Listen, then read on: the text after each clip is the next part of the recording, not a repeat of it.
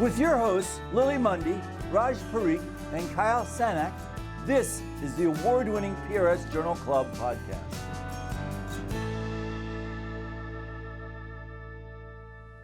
Hi everyone, and welcome to the April 2019 edition of PRS Journal Club podcast. I'm Raj Parikh, PRS Resident Ambassador from Washington University in St. Louis, and I'm joined by my co-resident ambassadors, Lily Mundy from Duke University and Kyle Sanniec from University of Texas Southwestern. Today we have the honor of being joined by Dr. Rudolf Buntic, Program Director of the Hand and Microsurgery Fellowship at the Bunty Clinic, Head of the Division of Microsurgery at California Pacific Medical Center, Associate Professor affiliated in Plastic Surgery at Stanford University, and Clinical Faculty Member of the University of California.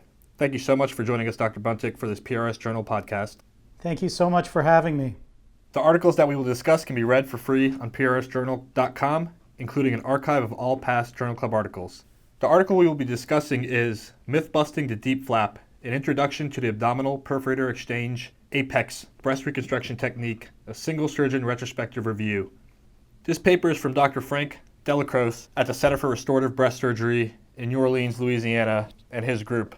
It represents his experience over a 6-year period with abdominally based microvascular breast reconstruction and introduces a new technique labeled the Apex or Abdominal Perforator Exchange Flap or technique. In this paper, Dr. DellaCroce presents his experience with this Apex technique, and what the Apex technique is described as is instead of dividing muscle or nerve, rectus muscle or the innervation going into it to allow you to take a couple of perforators in a deep flap, it's to essentially divide the deep pedicle and reanastomose it on a back table, and then avoids having to transect any muscle segment greater than a centimeter or having to take the nerve innervation. And the theoretical premise is that this will improve donor site morbidity while still maintaining appropriate perfusion to the flap. So in this article, they present their series, and it's a total of 364 flaps, and they're all bilateral flaps in these patients. Unilateral reconstructions were excluded so the outcomes could be consistently compared, and we were comparing unilateral to bilateral abdominal donor site issues. There were 151 apex flaps, 194 deep flaps, and then 19 SIEA flaps included in this series. And what the authors conclude is that there's no increased risk from a flap failure rate or a flap necrosis rate when performing this apex technique compared to a standard deep. However, they did notice a significantly lower rate of abdominal bulge and hernia compared to the existing literature, as well as a very low fat necrosis rate compared to the existing literature, which suggests that there's a benefit to what they call pedicle disassembly, or dividing the deep and then reanastomosing it to avoid having to take any muscle or nerve. This vascular routing exchange or apex technique maintains perfusion in a similar manner to a tram compared to a true deep, while still minimizing donor site morbidity. So that's a quick overview of the paper and its central premise, and I wanted to jump right in with Dr. Buntic. As somebody who's done a lot of microsurgery and is an expert on microsurgical breast reconstruction, what do you think of this technique and in general the Apex algorithm that the authors present, which really goes through kind of a very detailed approach and very methodical approach to microvascular abdominally based breast reconstruction? Well, first thing I want to say is this paper was really a pleasure to read. I thought it was just excellent. It was well written and explained very detailed concepts in language that we could understand. Part of the problem that Dr. DellaCroce defined is that communication amongst surgeons is very difficult with deep flaps because techniques vary so much and descriptions of the perforator systems vary so much. Back to your question, I think that saving muscle is an important goal in deep reconstruction, and Dr. DellaCroce pointed out in his opening paragraph the foundational premise really of deep flap surgery is preservation of rectus muscles. And really the whole evolution of deep flaps has been about preserving rectus muscles and decreasing hernias and bulge rates. And you want to do that without flap failure, and you want to do it without flap necrosis and unsightly donor area. This team from New Orleans is a very experienced, excellent microsurgical team, and they do some real microsurgical acrobatics here.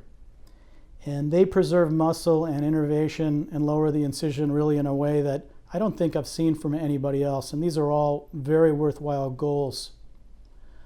I'm not clear that they lower the bulge or hernia rates. They have a very low rate, and I'm sure even if Dr. DellaCroce or Sullivan did a myotomy, I think they would still have low rates. They're really master surgeons, and I would guess that their bulge rates are similarly low even before they did this apex technique.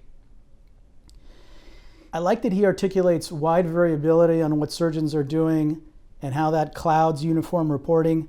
And I think that wide variability of what surgeons are doing shows us that there's many ways you can do this surgery and still have a low abdominal bulge rate, still keep the incision low, and still have a low fat necrosis rate. There are other ways to approach it. His algorithm is very complex, and he notes that a lot of it is subjective decisions and intraoperative decision making by the eyeball technique that he uses. There's certainly many ways to do this.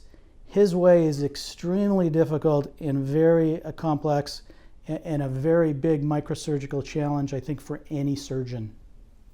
I think that's a great point, Dr. Buntic, and one of the things I definitely wanted to touch on for Kyle, Lily, and I, who are still in training, and then even for young microsurgeons, he does discuss that he doesn't think this technique is substantially more complicated in the sense of that you're just dividing a pedicle and then reanastomosing it, so people that are comfortable with microsurgery should be able to perform it.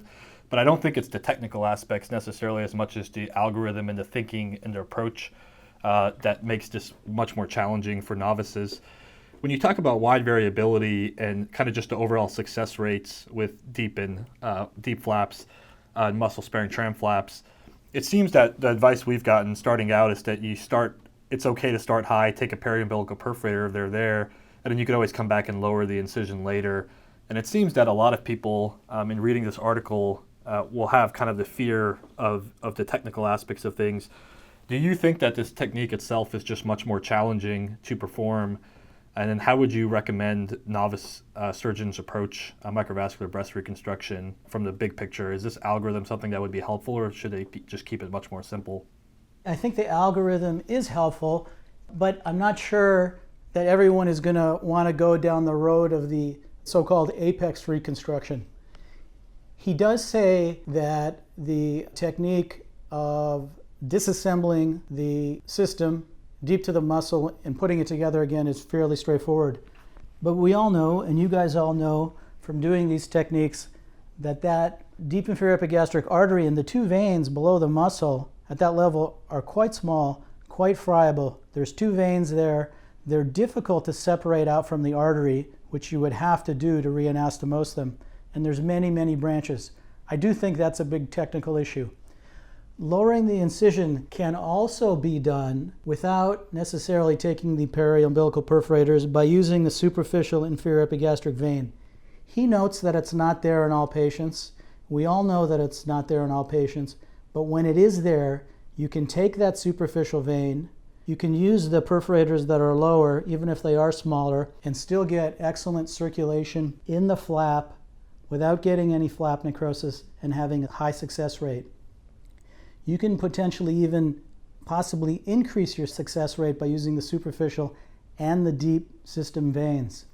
It's a different approach than his.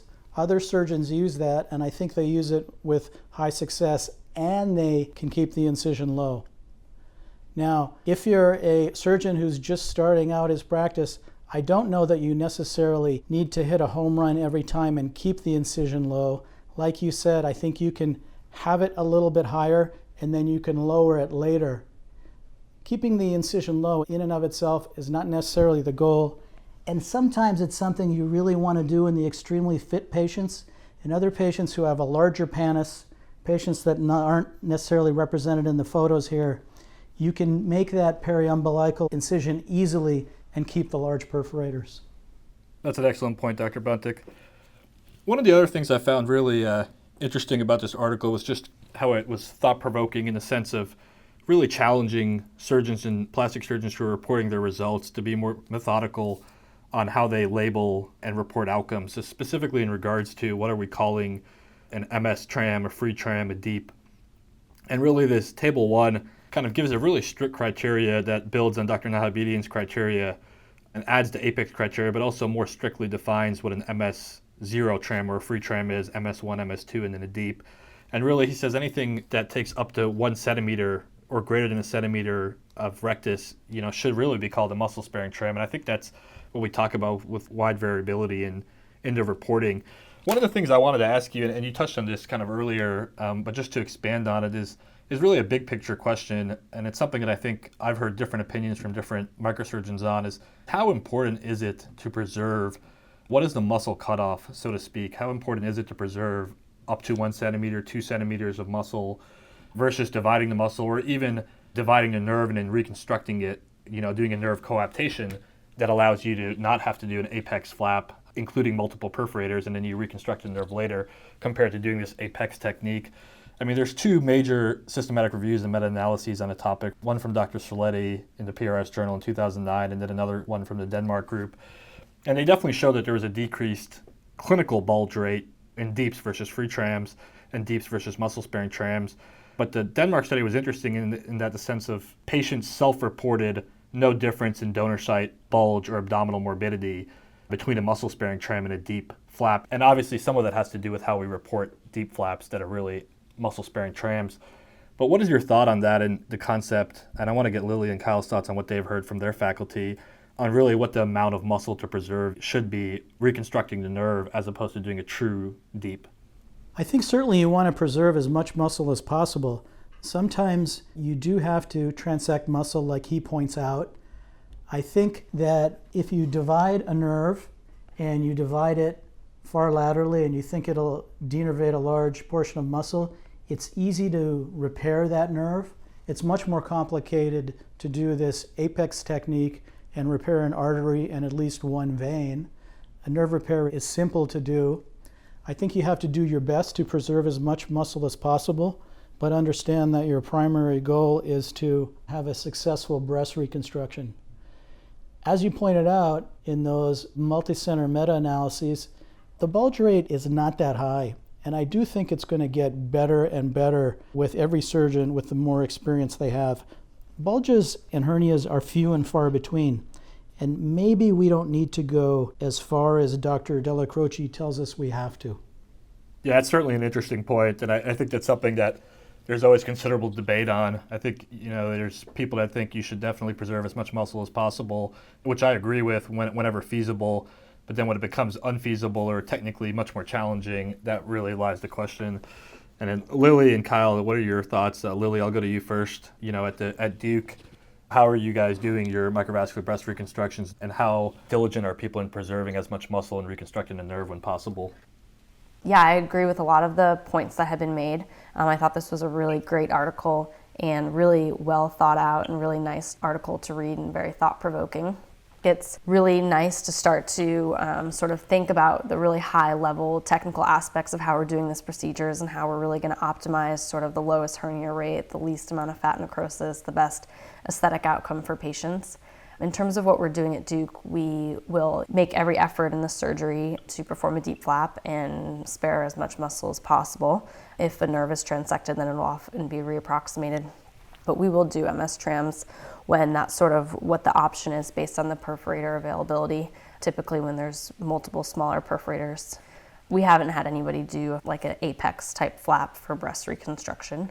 So I think it's interesting.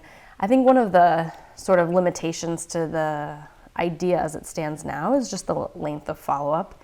The follow-up for most patients seem to be about a year, and I think that's just starting to see when we would get the hernia rates and bulge rates. So I think this brings up a really great, interesting, thought-provoking idea. Now we just need some longer-term type studies with the more rigorous reporting methodology so we can really get a better sense of what the value is in doing something like this. Thanks, Lily. Those are wonderful points. Kyle, can I get your thoughts too? Yeah, we have a mix of thoughts at UT. Drs. Haddock and Teosha, have done quite a bit of work with doing Sadie flaps where you kind of supercharge or connect the superficial system up with the deep pedicle to get more length if we need to, or to help with fat necrosis. So we have a lot of very complicated breast reconstruction, but in general, we kind of try to get perforators that are in line, in series, in between the muscle slips. If we identify nerves, we protect them, and if we absolutely have to, we'll divide them and then repair them and coap them back. We haven't done an apex case in the sense of actually dissecting, the pedicle underneath the muscle and then reapproximating it. We have done perforator to perforator anastomoses, which are very tedious. I think in general, just looking at this seems like a very technically demanding flap that Dr. DellaCroce is bringing up. And I don't know if I would be comfortable doing it, even with all of our microsurgical training. What I've seen is we haven't had a lot of bulge rates with our nerve preservation and, really just taken, minimal muscle, if any. And that's probably what I would end up doing in general. I don't know. This seems pretty complicated for someone just starting out. I think if you're in a big microsurgical center where you do, you have thousands of micro cases a year, it might be interesting. But even with our experience, most of our incisions have been kept pretty low in general. We're still able to get some of the supra-umbo perforators if needed by tunneling and just taking a strip of fat and leaving the skin intact to be able to close the incision. So at least in my experience, we haven't had to really raise our inferior incision to, keep a high riding scar. So that's just kind of what I've seen at UT. Yeah, similar to what Kyle was saying, we'll use the SIEV when needed, and we do a fair amount of stacked flaps, and so there can be some perforator to perforator, anastomoses. But just sort of anecdotally speaking to some of our breast surgeons today actually about this article, some of them, couldn't think of like a common scenario where they would constantly be feeling like they needed to do this apex flap and are more often able to find perforators in line. So I think, it's just an interesting technique, and maybe it's Dr. DellaCroce has such a high rate of the apex flaps because this is maybe like a technique that he's been working on and developing, and so maybe sort of the absolute, need or indication for these would sort of settle out at a slightly lower rate. Great points, Lily. I definitely agree. I think it's probably the utility lies somewhere in between the 40-something% they report and then obviously the 0% that everyone else in the country is doing. So, there is definitely, if you follow the algorithm, there may be cases where this is valuable. It's just understanding whether the risk of doing a second anastomoses is worth it and the trade-off between that. And a lot of it comes back to patient counseling. If you're in a practice where you're getting patients who are very adamant about avoiding every little aspect of taking a single sliver of muscle, then I think that's a much different patient population than what maybe a majority of people in clinical practice will see, where patients just want a successful reconstruction with minimal complications and an aesthetically appearing breast. So one of the last things I just wanted to touch on was the concept that with this apex flap, you maintain a similar flow to the tram. And some of these studies, several studies before have shown, specifically in regards to fat necrosis, that the rate of fat necrosis in a DIEP is much higher than in a free tram or a muscle-sparing tram. And one of the arguments he's making for the apex technique is that it maintains adequate perfusion. From a technical standpoint, one of the challenges I find with truly evaluating this is when you're comparing a single perforator or a single centralized perforator, even if it's not necessarily a single centric perforator, but just a single perforator versus two perforators, is when you can take that second perforator, and he bases this on clinical exam, but I think that's something that is very subjective, is when you can occlude it with an Ackland, obviously, you can spy it while it's still in the abdomen, but when it's okay to take that second perforator versus going to this apex algorithm. And I would say that in his series, his rate of fat necrosis in DIEP flaps is 3.4%, and his rate of fat necrosis in the apex flaps is 2.4%. So these rates are incredibly low. And one of the things Dr. Buntic mentioned was as your experience gets better, and nationally as people's experience gets better and they publish more on it, I think we're going to see some of these rates that were really high originally start to go down, hopefully. Dr. Buntic, I just want to get your thoughts on that. And have you seen your own fat necrosis rates kind of dissipate both for muscle-sparing trams and true DIEPs compared to maybe 5-10 years ago? And do you think that trend would continue as people gain more experience or are more methodical about evaluating perfusion? Yeah, I think we all see that. And your point about using clamps to evaluate perfusion, that's something we didn't do before. And as you get better at it, you can clamp some perforators, use a Doppler, figure out what part of the flap looks like it's going to survive. Sometimes you might make your flap a little bit smaller than you want to, and you can use the SPY. There's so many strategies you can use to make that tissue to survive and decrease your flap necrosis rate. And I think you just get better and better at it in your own personal practice as time goes on and you have more experience. One thing I'd like to point out with this is that these cases are really long, and I don't know what your guys' experience is when you do these cases, but a bilateral flap is realistically is an 8-hour case, sometimes much longer, sometimes a little bit shorter. But adding potentially another hour onto this procedure is a lot of anesthesia time and very difficult to do surgically. I'm not sure about their experience in Louisiana within this practice, but I know there's been some discussion, 2 attending flaps versus when you're at an academic center and it's 1 attending working with a resident. But I would imagine this type of technique would be more applicable in the setting maybe of a 2 attending flap when it's a little bit potentially faster than when you're at a teaching institution, you have 1 faculty member with, a resident team. But maybe that wouldn't make a difference, but something to think about. When you have a practice that's pretty much exclusively dedicated to microvascular breast reconstruction and you have multiple partners who are very skilled at that, it may give you a little bit, not only from a time standpoint, but just from a comfort standpoint of being able to fix a lot of problems, a lot more confidence to be able to do this, as opposed to, I think, if you're in a practice where maybe your volume of pure microvascular breast reconstruction isn't as high as Dr. DellaCroce's is, or you're in a place where your help may not be as skilled necessarily as his is, that may give you a little more pause into doing some of these more complex techniques. So it's definitely something to consider. And I agree 100% with Dr. Buntic that adding on 30 minutes per side in cases where the average operative time is pretty much the whole day it becomes very challenging, especially in certain academic centers and certain reimbursement models. So with that said, I just wanted to get anyone's last thoughts, if anybody had any additional thoughts on this article.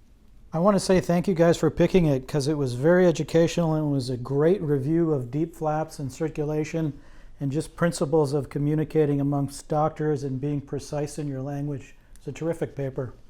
I think for anybody who's starting out or interested in learning about deep flaps or microvascular breast reconstruction, I think this paper, not the Apex technique itself, but just the paper in general, is an absolutely wonderful resource, and to look at the references in the paper as well, because some of the more classic articles on breast reconstruction using free flaps are cited, and he does a wonderful job of discussing these articles and some of the more important controversies to date on the topic. So I would definitely encourage this for anybody even starting out as a resident or into their practice, not to be discouraged by the complexity of the technique, but to be encouraged by the great discussion in the article.